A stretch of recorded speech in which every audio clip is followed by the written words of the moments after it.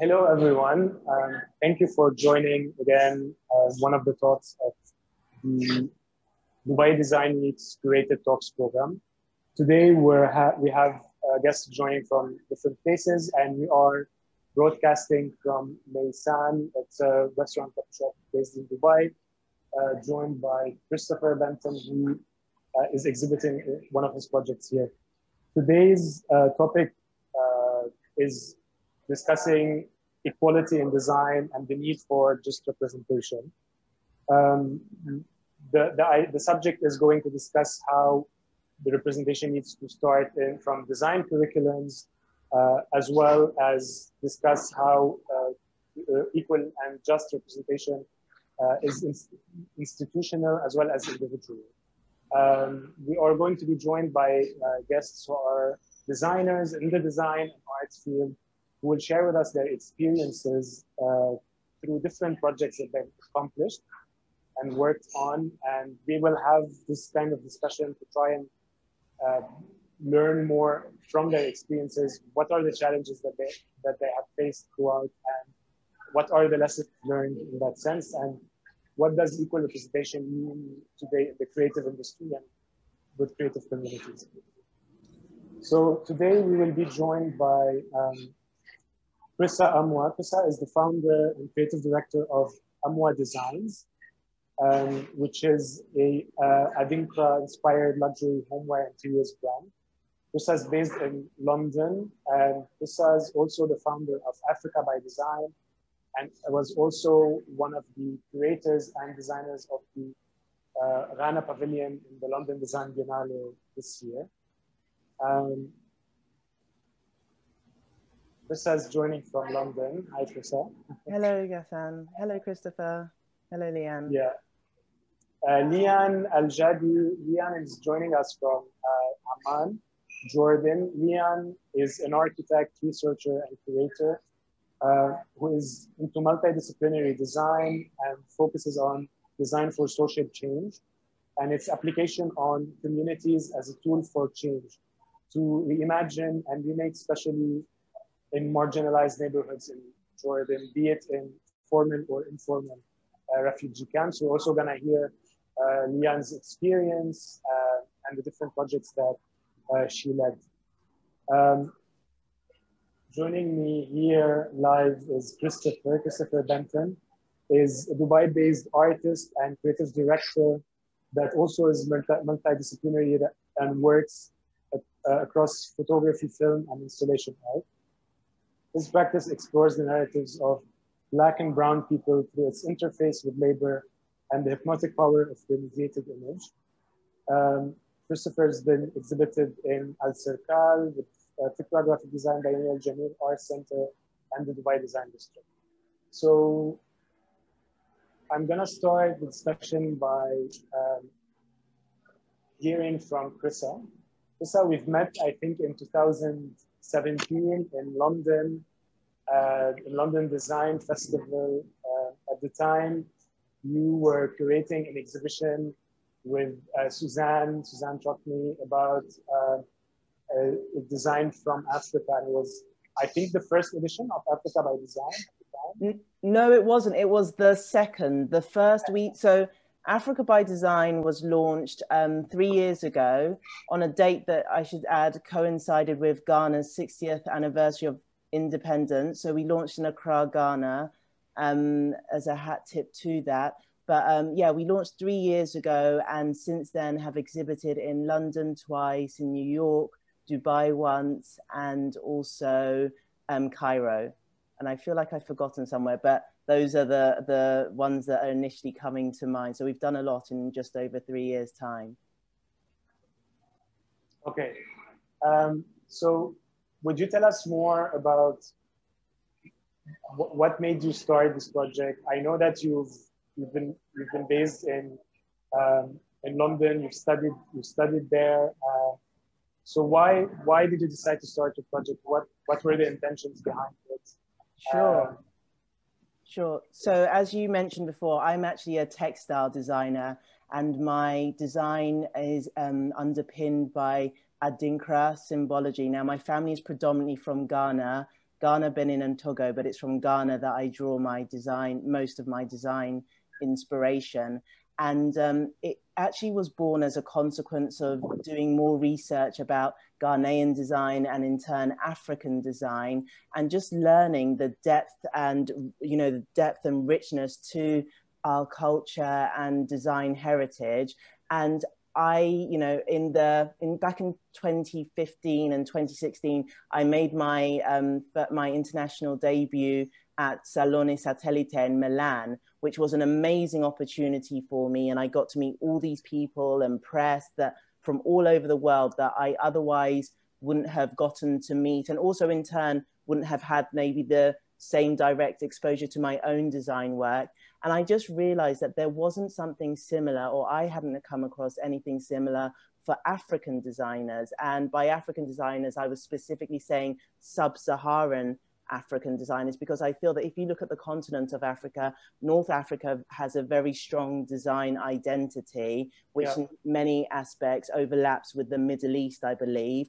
And then if you look at South Africa, I think that South Africa is ahead of the rest of sub-Saharan Africa with regards to its design identity. So there was that sort of bit in the middle that I think had been overlooked. And just looking at it from the sense of, diversifying the narrative of the continent. When you think of Africa, there are certain things that initially come to mind, and they haven't historically always been positive things. So for me, creating Africa by Design was a duty of love to a continent that I have so much respect for, which I feel that history has betrayed in many ways. And for me, design is a powerful way to tell a new story about the continent and the incredible diverse talent that exists on it. So at the moment, the platform has showcased the works of about 35 different designers from 8 different sub-Saharan countries, and they include Ghana, Nigeria, Mali,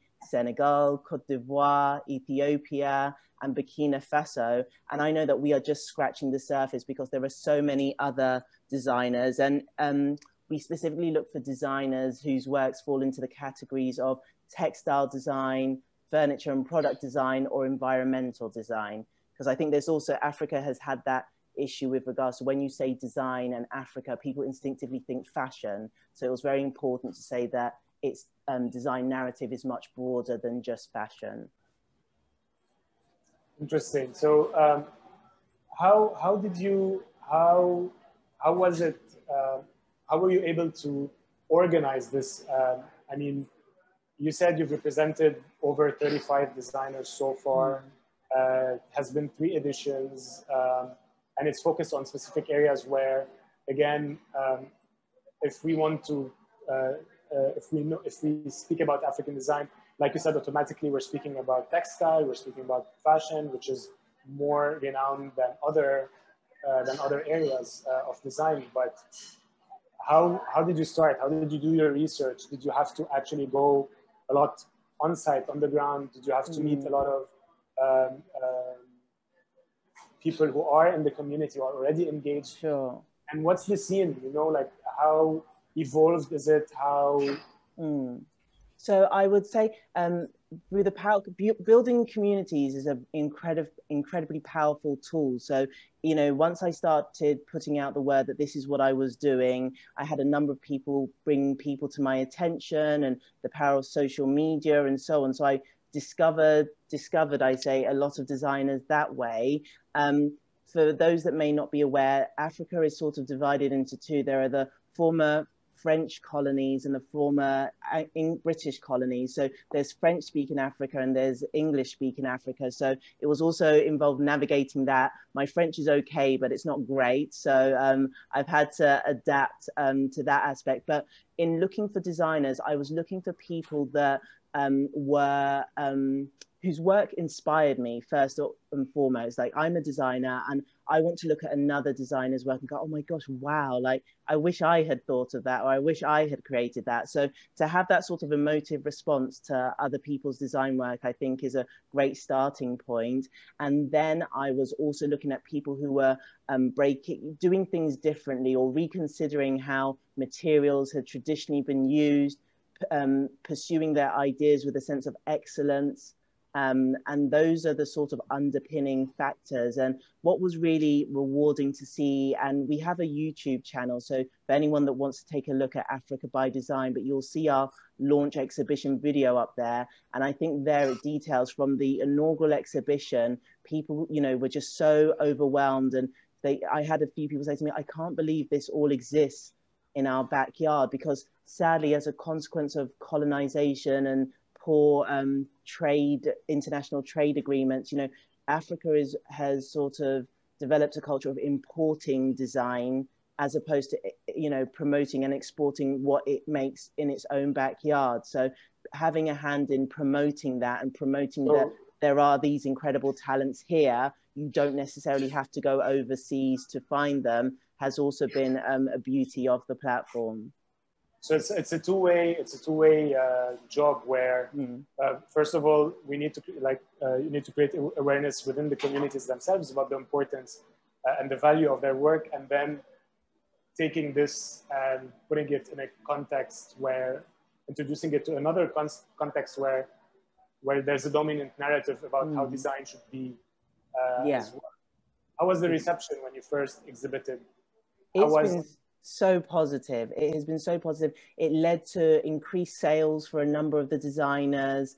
I mean, and I feel that Africa by Design is just getting started. We're not yet at our full potential at all. Like I said, there are so many more design talents to include in the platform. We need investment to develop the infrastructure to run it in the way that we want. But the goal is, you know, I remember reading years ago a report by the British Design Council that said that the British design sector, and I think it is a broader definition of design, so it may include architecture and, you know, graphic design and so on, but apparently it contributes, and this was a few years ago, but it contributed £76.7 billion to the British economy every year.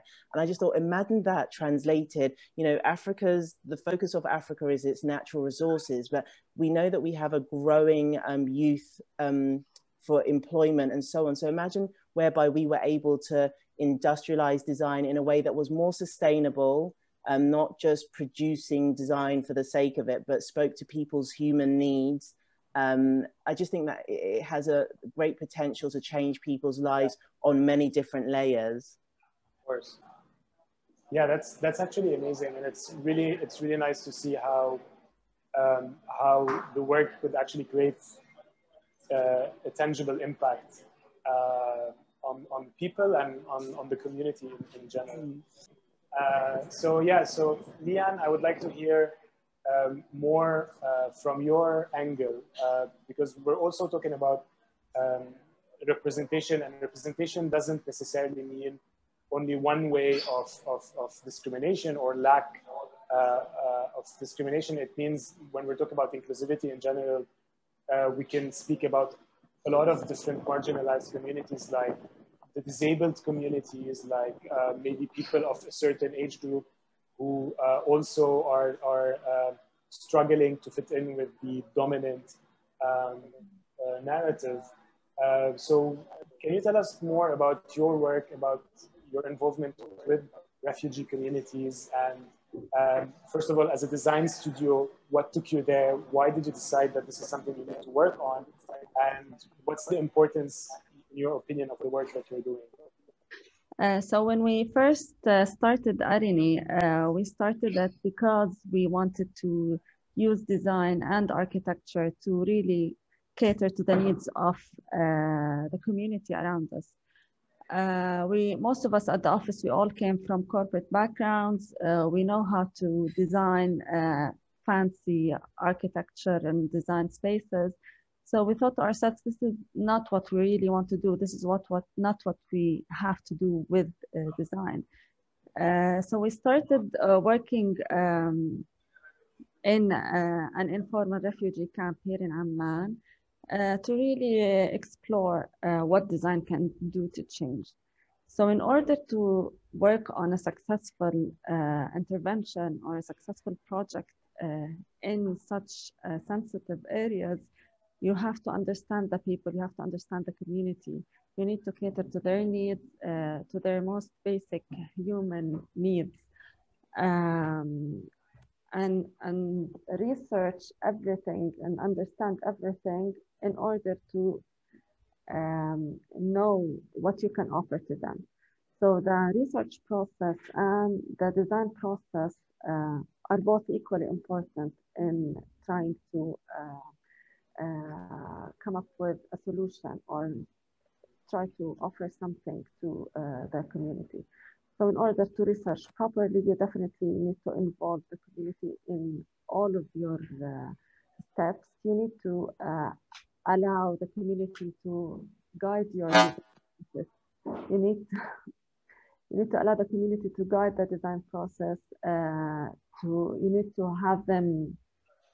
You need to work with them to have them understand what they really need. To have them highlight their problems. To have them try to come up with a solution that caters to their culture or to our culture, actually, to our own understanding of, for example, public spaces,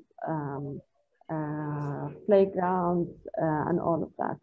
Liyan, you were talking about you decided to start doing work that has actual impact. So you went into the camp and you started doing research and working with communities. Can you tell us more about some of the tools that you repurposed from your work as a designer to use with this type of community work that you do? Yes, so as I was saying, the most important tool is to research and understand the context and understand the community. You've said that you said that we offer solution, offer design. I think the most important notion you can do as a designer when you want to create an intervention in such areas is to let your ego down and work with the community and allow them to offer their own design and their own input on the design process. So we just have to help them come up with these tools and help them understand their own environment. For example, we were working in a project in Al Azraq refugee camp, which is a Syrian refugee camp. We wanted to create public spaces over there. So the notion of a public space or the idea of public space is usually a playground for children to play with, to play on, and to have families talk together and interact together. So when we started talking with the participants in a workshop, when we started to just talk with the refugees over there, we wanted them to understand that this concept of a public space is a foreign concept. We wanted them to go back to their own hometowns in Syria and their own families and their own homes and understand how they used to play and how they used to socialize and spend time. So the solution is not another playground, definitely. It's not just another place to have swings and seesaws and all of that. So it was, the research is an important tool in understanding the design solution at the end. It's definitely, you definitely have to work with as I said, I feel like I'm repeating myself. You need to work with the community in the research process and have them come up with the solution in the design, the design solution itself. And this will also help them have a sense of ownership on their work. You need to design something that they can build, that they can have the materials around them and the resources and the manpower to build that. So your job as a designer is just to manage the resource, not manage, to try to have the community understand their own needs and their own needs and their own problems and their own. So how do you think this is challenging the kind of the traditional way of doing things? Usually, I think when we go into trying to organize communities, it's the decision and the planning comes from a closed office based on traditional ways. so you're going and as a designer, you're doing research and you're trying to engage the communities in the decision making. And you think that, is this a way of kind of presenting more actual and real relevant facts? Yes. Yes, definitely. It's more than just engaging the community. You have to have them hold the pen and actually do the design work themselves. And representation, it's important also to show them actual results, not just flashy or like interesting renders and diagrams. You have to present the work realistically. You have to start building the model or the design that you're working on, and then alter and design develop on that on site. So yeah, definitely just working with the community and just understand everything about their needs. So Christopher, we're joining you here in Mesan, which you created an exhibition with different artists, and as well you have your work as well being exhibited here. So can you tell us more about this particular project and your practice in general, and so that we can learn more about what you do, and then we can go into the details of that. Yeah, sure. So I am an artist and creative director, and I think one of the most important things for me to do is to make space for myself and make space for other people. My process is super collaborative and based on dialogue and ideas of co-authorship. And so with that in mind, I think it's only natural to expand my practice beyond making art to also showing other people's art. So the exhibition here is called Do You See Me How I See You? And it's a show featuring 11 artists about the theme of home in the UAE. So considering my specific practice and process, it's super important for me to invite other people in. So it's only natural that curation sort of follows and joins my practice as well. So the current show here is called Do You See Me How I See You? It's featuring 11 artists, and the theme is home. The UAE is a very specific place in the world where 90% of the people who live here are expats.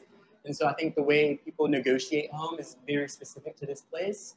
And I think the way artists relate to this place feeling like home is also very specific, and it plays a lot into their art practice. And so this show is sort of about that. It features video work, installation, photography, and sculpture. So we're discussing today the kind of just representation in the design and the creative communities as well. We often get a specific narrative when it comes to art. We always tend to import art or follow specific worldwide trends. I know that there's a lot of curators who are trying to do contextual work that represents local cultures, but how is it like? How were you able to find these artists? Who do they represent? Do you think that there's quite a diverse selection in the work? And tell us more about your thoughts about this, the importance of diversity in art and design. Sure. So this specific show, like I said, has 11 artists, and I was very careful to try to make it as representative as possible. If we just talk about where everyone's from, there's a few artists in the show who are from Europe, they're from Switzerland. There's a few artists who are what you call local. So there's 3 artists in the show who are Emirati. I'm American. And there's an artist in the show who's Filipino, which I think is super underrepresented in the art community here in the UAE. And then there's a few artists from the Asian subcontinent, India, Pakistan. Yeah, I think representation is super important in the art world. Obviously, it's really trendy right now to talk about what in the 90s was called identity politics, right? Where people talk about themselves. But I think beyond that, what we're hopefully starting to realize is artists and designers outside of the global north, outside of, say, white males, which have maybe dominated the conversation, they have a lot to add. They have a lot of really interesting solutions, and they have really interesting backgrounds that make the culture a lot richer. And when you say solutions, you mean that, so basically the general solutions or general stories, or they come from kind of one place. So what is the importance of having other people as well suggesting solutions for issues? Do you think that would actually maybe solve issues in a better way? Because, designers are solution providers. So, right. So. Yeah. So like you're saying, I mean, the design practice itself is, I think, super solutions-based. You guys have a brief and you tackle it over like a long process of iteration and research. But at the same time, if all the solutions are coming out of the United States and Europe, you're sort of missing a huge swath of the world. If you think about our climate future, I think the way people who live in coastal areas now who are having, issues with warming, they probably have more accurate solutions because they're already dealing with the issue than someone who's just graduated from CSM in London, or someone who just finished MA at Pratt in New York. So I think the solutions will be better and more context and culturally specific. Which goes back to what Liyan was saying also about the importance of doing the work with the actual communities that are facing the issue, because they can feed, they can give you the right research, they can give you the right insights that go into the work, and to actually create solutions that are more effective and more needed. So you are going to present in Dubai Design Week another project as part of the UAE Designers Exhibition, which is aimed this year at presenting a new generation, or a new generation of designers and creatives with solutions that are hopefully more representative or more contextual to this region. So tell us more about this project, and what was the idea behind it, and what type of research went into doing it? Yeah, great. Well, first of all, I want to say thank you for featuring my work in the show. So this installation I'm presenting is called How to Be at Rest. And it's really an installation that, at its most basic level, it's an installation featuring 9 chairs that were sort of sourced and archived from older areas of UAE. So if you think of Mina Rashid in Abu Dhabi, you think of Satwa in Dubai, and Korfakan in Fujairah, you really see this incredible creativity and innovation by people when they're basically repairing these chairs. There's this mode of renewal and refurbishment in these sort of older areas that shows, I think, so much innovation. So basically, you are presenting kind of designs by people, by the solutions that they came up with. This is the way I see it. As a designer, we tend to spend a lot of time trying to find the perfect solution for a specific problem, or design the perfect seating that takes into consideration a lot of different aspects. And with this project, we see that people actually designed the seatings that they think are convenient for a specific situation that they have, using whatever resources they have at hand, which in a way is also like very, it's kind of the perfect solution for that specific problem. Do you agree, or? Right, yeah, I mean, so I come from an advertising background, and the first question that we always ask is, who's your audience? and how do we speak to them as clearly and plainly as possible. And what's really exciting about the furniture and chairs that are created by these guys in these areas is that they are the audience. So if you're making something for yourself, what would you do? How would you imagine it? How would you make it the most comfortable, most contextually relevant, most suited for your needs object? And so with that in mind as the design brief, I think you're able to find these design objects that are totally unique because they're specific to that person. The person who makes it is the person who uses it. Yeah. And so that sort of vernacular design, I think, is really powerful. It has a lot of lessons for and it's kind of like a meta.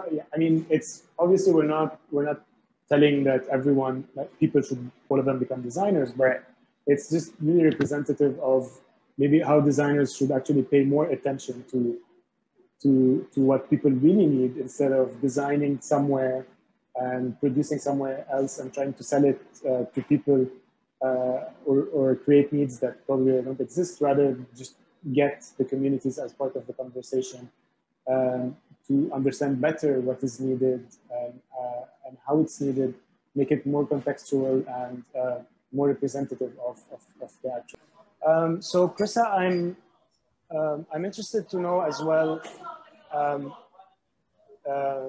when we talk about, you know, so what we saw Africa by Design was kind of the last stretch, was the last product of a lot of work behind it and a lot of effort and research and thinking. So where do you think the real work starts on trying to call for more equal representation? How was your experience at school, at universities? Do you think it starts there?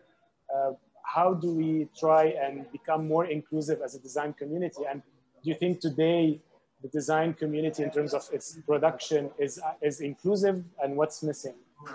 So I think there are so many different aspects to the answer of that question. To start with, I believe that, you know, I've been to Dubai for Dubai Design Week once, and I saw some incredible regional talent represented there.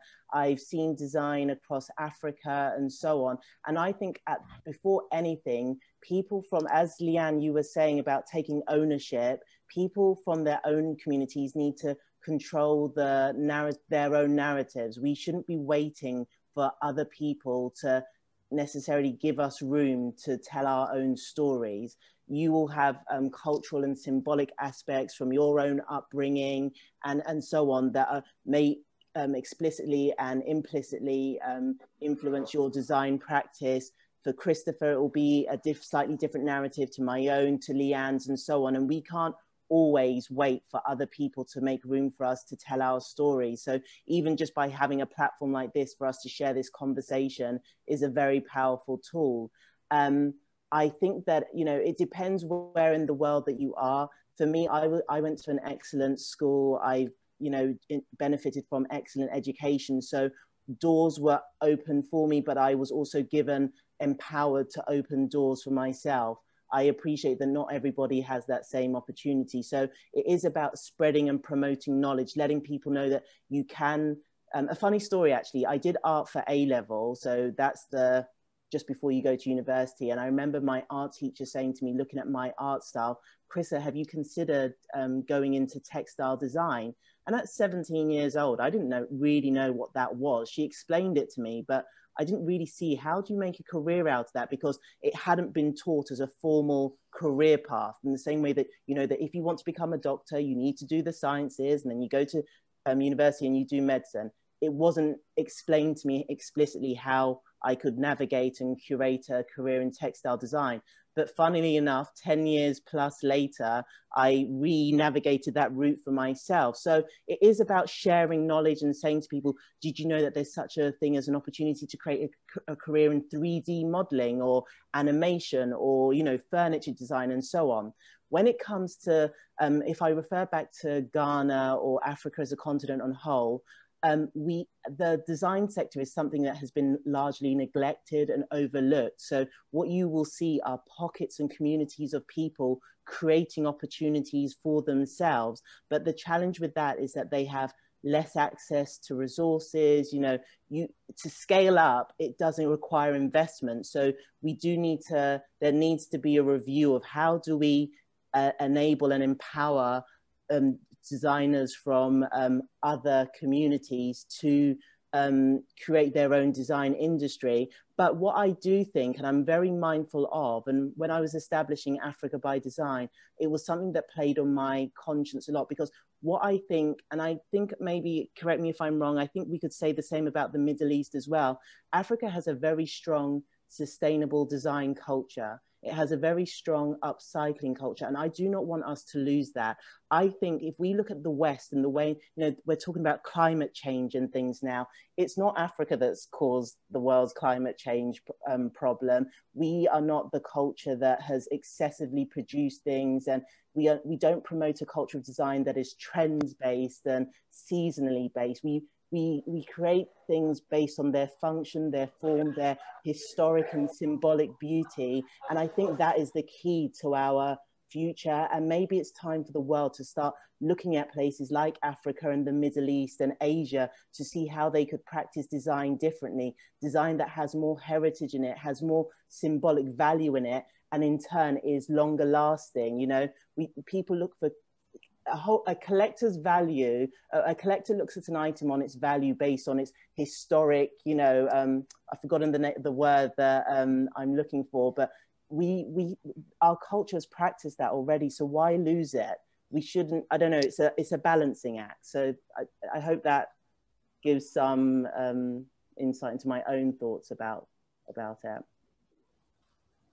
About the importance of being supported.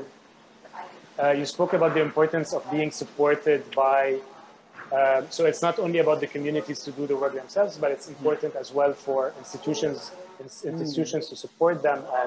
And you've spoken that you received support at the beginning. How do we reach these institutions? They're often, they have systems that have been set since long time, and they're quite rigid in that sense. So how do we reach them? How do we change their perspective?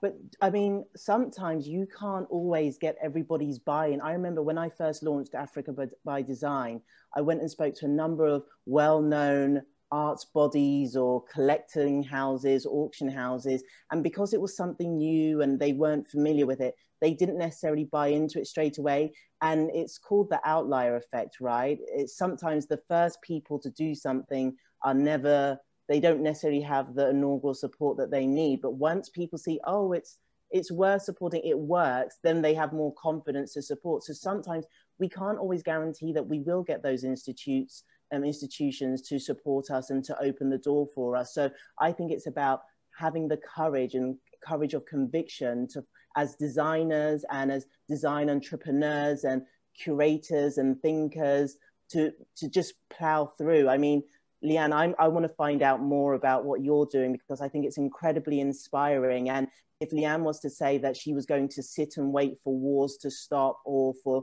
governments to give more funding to refugees, then maybe she would never get started. But by hook or by crook, she has, and the collective that she works with, have forged a way to make a difference and empowered people. And sometimes it doesn't take a lot. Sometimes it's not always about having excessive amounts of money. People can look at the practical resources that they have around them and build networks around them. And I think it's also very important, and I try to as much as possible. I get contacted by young African designers asking for advice. And as and when, I always try and make time in my schedule just to share a bit of what I've learned and give them tips for what they're doing. So that's another way for us to help, to mentor people and to just facilitate introductions. Oh, I don't do that, but I've met Christopher Benton, maybe contact him and he can advise you. And, you know, that way we're passing the baton. We're constantly passing the baton. One more question before I hear from Liyan, because you touched a point on that's important to hear from Liyan's perspective as well. I have a question regarding you spoke about kind of the community coming together. So what's the importance of collective work in this sense? So how do you think if designers work together closely, and create some sort of collectives, they are able to make difference on a larger scale. I think it's incredibly important, and it underpins everything, because communities can decide that will know best their own challenges. And if design is intended to solve problems, they are the best ones to empower and to charge with those problems. I was in Lagos in Nigeria last week, and I visited in my trip there, Benin City. Now, for those that don't know, I would highly encourage actually everybody to do research on the ancient kingdom of Benin. This was said to be, you know, a medieval city in Edo State that had the most sophisticated urban planning that the Europeans had ever seen when they arrived in the 1400s. And the science technology that had been used to lay out their streets, the urban planning and consideration, they designed a city that suited their own needs and lifestyles. And it's the state in which the world has come to know for its bronze casting. But sadly, due to colonization, the British burnt it down to the ground. So there is no evidence left of it. But that's an ancient example of building and design according to your own needs and desires. And I'm sure if we look all over the world in ancient civilizations and in modern civilizations, we will see examples of that.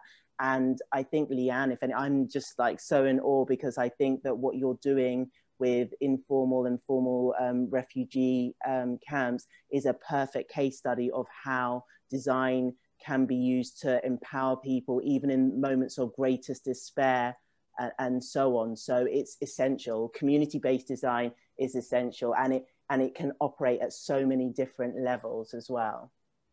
Thank you, Chrissa. Liyan, Chrissa mentioned a lot about the kind of the impact of design on communities. I'm interested to know from the perspective, I mean, the work that you're doing definitely has a direct impact, but I'm also interested to know, when you started working on these projects, how did this kind of change how did it inspire other designers to do this type of work? Did you now have the chance to collaborate with other designers? Were more people interested in adopting this type of design, and do they see the importance of it? And how is this challenging the general preconceived ideas about designing for products or commodities or for consumer and yes. Yes, definitely. It's an ongoing challenge to just change the mindset of people about design and to make them understand that design should really make your life easier or make your life better or cater to your own needs and such.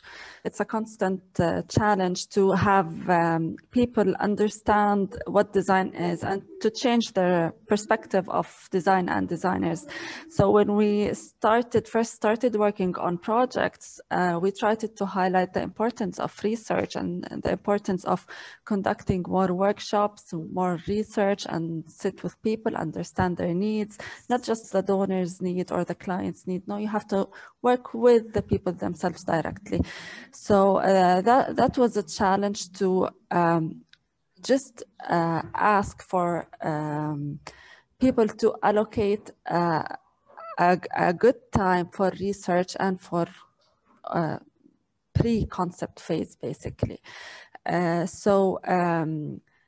And what we usually come up with, and our designs are the solutions or interventions that usually are so direct. Sometimes they're just like direct responses to their needs, such as adding railways to not railways. Railing, sorry, adding railing to stairs or some part of the camps. And sometimes they are these seating public spaces, but they're always, the solutions, they always work with the environment and with the context. So the clients, they sometimes ask for something that is interesting, colorful, that is more beautiful or more aesthetically pleasing. And this is not something, this is something that as designer, we shouldn't really fall for. We just have to design for the context and the community. So yeah, it's definitely not an easy task. It's definitely, yeah, sorry. And do you think that when you do this type of work, it makes those communities, when you start doing projects and advertise that you're doing work there, and then you show the results, do you think that also even more, yeah, more acceptable? I'm not sure if I think acceptance is a very huge concept to work on. Some of these marginalized communities that we work with, they've been in these host communities for the past 70 or 80 years, and they still live in their own cocoon of a community. So I think when we work with them to help them understand their own culture and their own heritage in design, and try to come up with examples of how you can utilize your own culture and heritage in bettering your own environment now and in enhancing your own life now, I think this will make their own sense of pride and their own sense of belonging a lot better, which is more important than having them accepted in their host communities.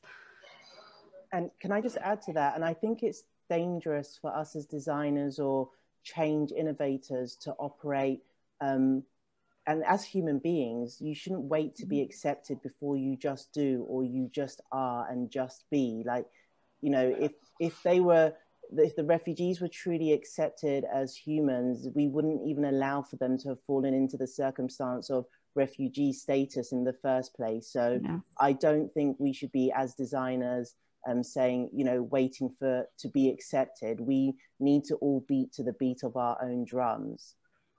Yes. And with that comes, and that will generate authentic design solutions. The people that Liyan works with will create valid solutions for their own circumstance, and not necessarily to appease their hosting country or other. Yes, definitely. It's important to celebrate their own culture, celebrate their own heritage, and work on that sense of pride and sense of belonging in your design. Before I finish, so do you have anything else you want to add? Basically, Chrissa and Liyan, I'm interested to hear more. If you have like final things you want to add on this topic before we end with you. I would just say that this is a time, and especially after this year, I mean, nobody saw this year and the curveballs that it brought coming.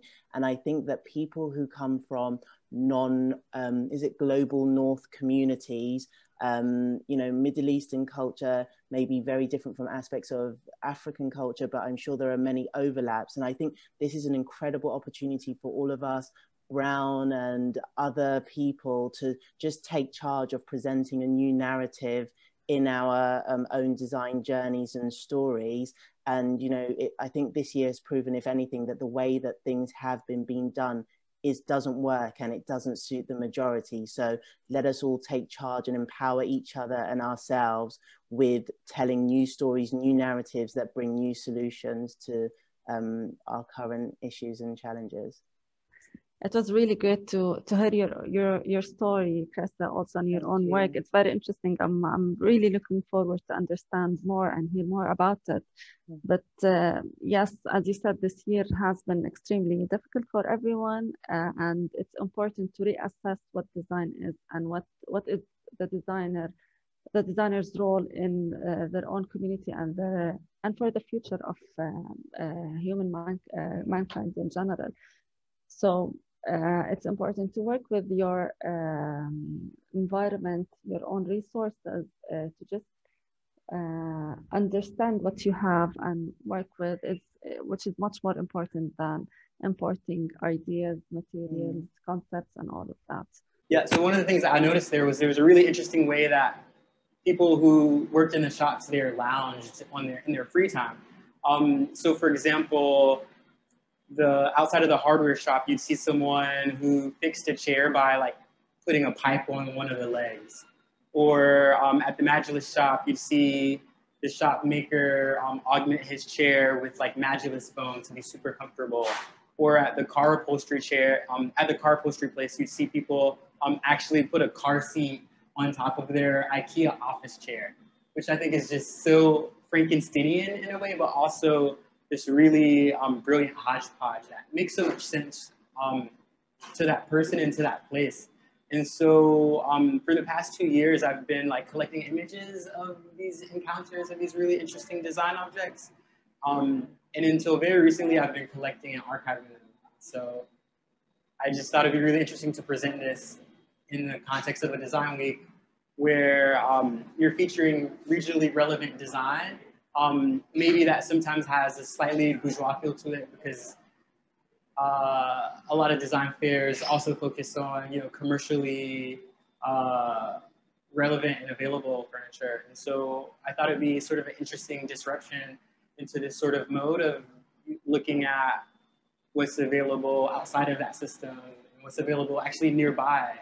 The area of Satwa is maybe 5 kilometers from D3 where Design Week is. And so it's interesting. And do you think this also kind of will probably shed the light on a specific community in a context of a design festival that probably would also incite people to kind of accept different type of